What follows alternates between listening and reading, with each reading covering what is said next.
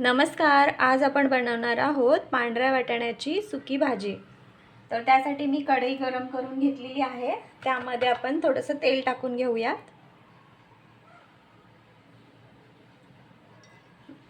बस झालं, थोडंसंच घेतलंय तेल मी. लसूण टाकते. त्याच्यानंतर थोडंसं आलं ते भाजून घ्यायचं.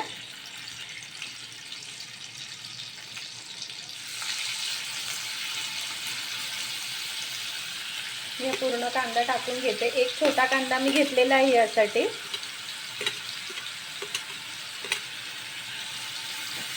कांदा परतून घ्यायचा आहे छान असा.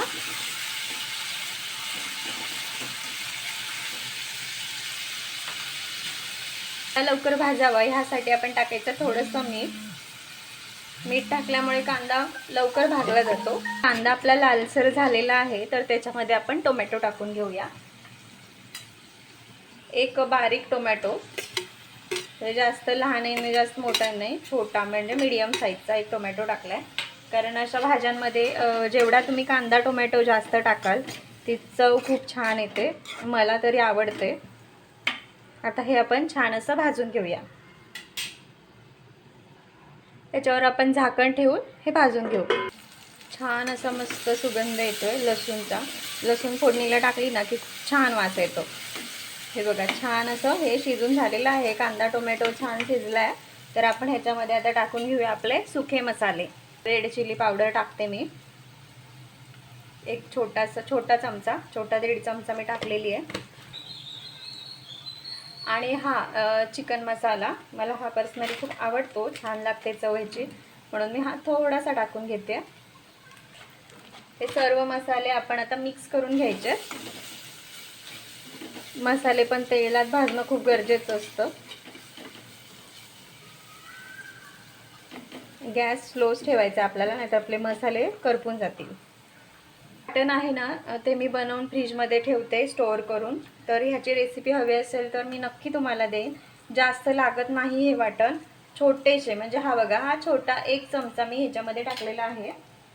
आणि हे वाटण आता ह्याच्यामध्ये मस्तपैकी मिक्स करून घ्यायचं आहे. नंतर आपण टाकायचे ते उकडलेले वाटाणे. माझे जरा जास्तच उकडले गेले, पण ठीक आहे, छान लागते चव याची. पूर्ण मिक्स करून घ्यायचं आहे हे.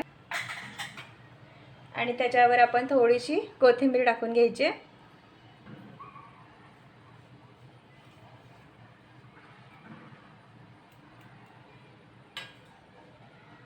आणि ह्याला एक छान अशी उकळी आणायची.